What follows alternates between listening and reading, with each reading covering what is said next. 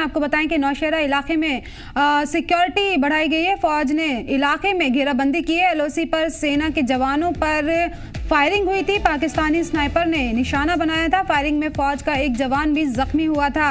LOC पर गश्त के दौरान ये फायरिंग हुई थी। पाकिस्तानी फायरिंग के बाद से फौज अलर्ट मोड पर है। बड़ी खबर है, आपको बता दें कि फौज पर एलओसी के पास में फायरिंग की गई है, जिसमें फौज का एक जवान भी जख्मी हुआ है, जिसके बाद से वहां पर पहरेदारी बढ़ा दी गई है। राजौरी से इस वक्त की बड़ी खबर आपको बता रहे हैं, जहां पर नौशहरा इलाके में सिक्योरिटी बढ़ा दी गई है। फौज ने इलाके की घेराबंदी की है। एलओसी पर सेना के जवानों पर फायरिंग हुई थी। पाकिस्तानी स्नाइपर ने निशाना बनाया था फौज को। गश्त के दौरान फायरिंग में फौज का एक जवान भी जख्मी हुआ था। एलओसी पर गश्त के दौरान ये फायरिंग हुई थी। पाकिस्तानी फायरिंग के बाद से फौज अलर्ट मोड पर है। नौशहरा से ये खबर आपको बताते हैं, जहां पर एलओसी के पास में गश्त के दौरान फायरिंग की गई है और जिसमें एक फौज का जवान भी जख्मी हुआ है और जिसके बाद से वहां पर सिक्योरिटी बढ़ा दी गई है। राजौरी से इस वक्त की बड़ी खबर आपको बता दें कि नौशहरा इलाके में सिक्योरिटी बढ़ाई गई है। फौज ने इलाके में घेराबंदी की है। एलओसी पर सेना के जवानों पर फायरिंग हुई थी। पाकिस्तानी स्नाइपर ने फौज को निशाना बनाया था। फायरिंग में फौज का एक जवान भी जख्मी हुआ था। एलओसी पर गश्त के दौरान ये फायरिंग की गई थी।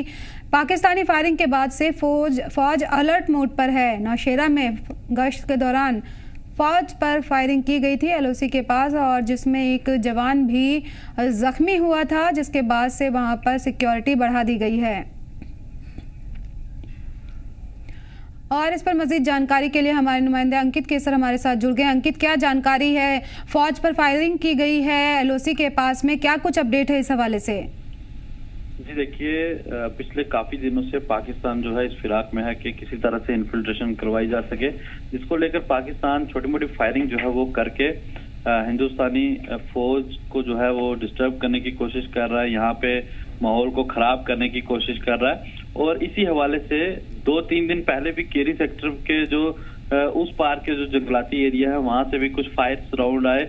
और उसके बाद कल की बात है कि सस्पेक्टेड स्नाइपर शॉट जो है वो भी किया गया है। भारतीय सेना की पोस्टों को निशाना बनाया गया, जिसमें एक जवान इसमें जख्मी हुआ है। इन सारी चीजों को मद्देनजर रखते हुए सिक्योरिटी ग्रिड को और ज्यादा बढ़ा दिया गया है। जो सर्विलेंस है उसे और जो है 4 टाइम ज्यादा कर दिया, एक्सपैंड कर दिया गया। इसके साथ साथ जो सिक्योरिटी फोर्सेज हैं उन्हें अलर्ट मोड पे रखा गया है, क्योंकि पाकिस्तान जो है काफी समय के बाद जो है इस तरह की हरकत जो है वापिस से कर रहा है। हालांकि अभी सीज फायर हो चुका है और सीज फायर के दौरान ये चीजें जो है वो नहीं होती हैं, लेकिन उसके बावजूद भी पाकिस्तान की तरफ से इस तरह की हरकतें जो है वो आए दिन की जाती हैं। कभी वो आतंकी भेजता है, यहाँ पे उनकी घुसपैठ करवाने की कोशिश करता है, लेकिन हमारे भारतीय सेना के जो अलर्ट जवान है वो मुस्तैदी से वहाँ पे डटे रहते हैं और तमाम तर जो उनके मंसूबे होते हैं उन्हें नाकामयाब करते हैं। मंसूबों को लगातार यहाँ नाकाम किया जाता है। अंकित, एक फौज का जवान भी इस फायरिंग में जख्मी हुआ था, उनकी हालत कैसी बताई जा रही है?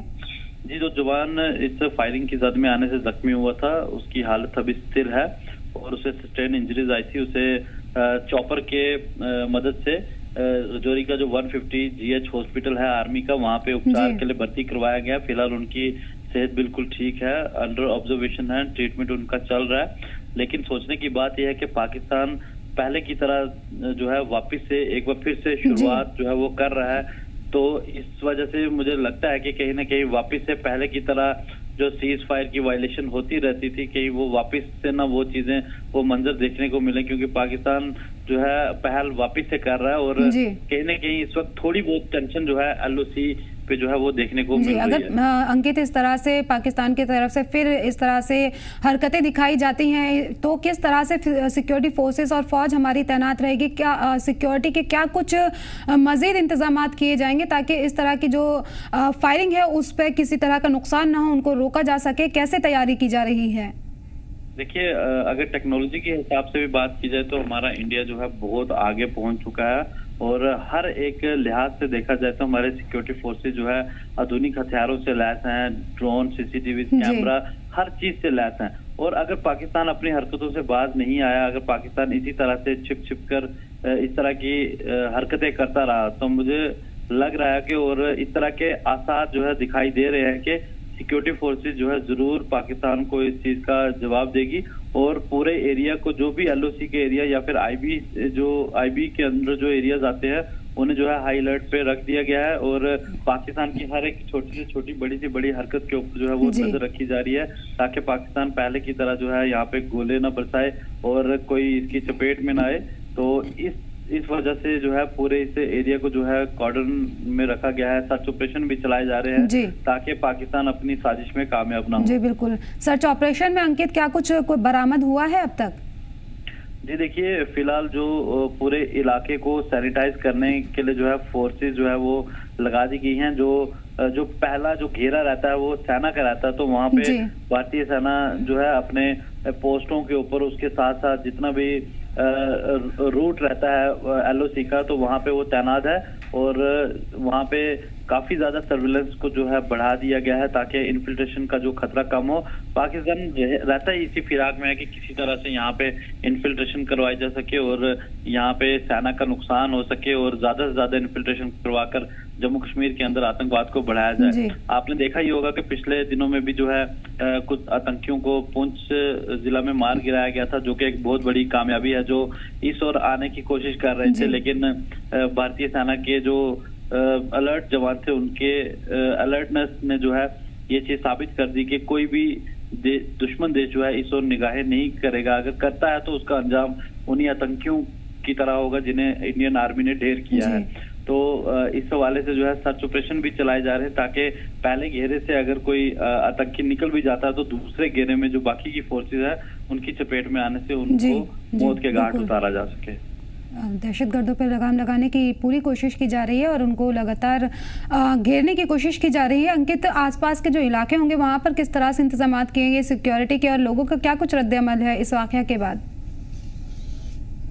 लोगों के बीच में कोई डर ना रहे, कोई भय ना रहे, जिसको लेकर सुरक्षा बल हमेशा ही लॉ एंड ऑर्डर को भी मेंटेन करते हैं और उसके साथ साथ पूरे लोकल जो एरिया है, जो रिहायशी इलाके हैं जहाँ पे पॉपुलेशन ज्यादा रहती है, उन इलाकों में चौकसी और ज्यादा बढ़ा दी गई है। अगर कहीं कुछ मोमेंट्स पे अगर कोई टेररिस्ट जो है वहां से स्लिप हो भी जाते हैं, तो अगर रिहायशी इलाकों में आ भी जाते हैं तो उन्हें किस तरह से टारगेट करना है, उन्हें किस तरह से जो है न्यूट्रलाइज करना है, उसको लेकर भी जो है तमाम तर चीजों का इंतजाम जो है वो सिक्योरिटी फोर्सेस द्वारा कर दिया गया है। और आज भी एक एरिया डोमिनेशन रूट मार्च निकाला गया है ताकि लोगों के बीच में भरोसा जो है वो रहे। सिक्योरिटी फोर्सेस लगातार दहशतगर्द और दहशतगर्दाना सरगर्मियों पर लगाम लगाने की कोशिश करे, हर वक्त तैनात रहते हैं और लोगों को एतमाद में लिया जा रहा है कि वो बिल्कुल सेफ हैं। बहुत बहुत शुक्रिया अंकित इन तमाम जानकारी के लिए।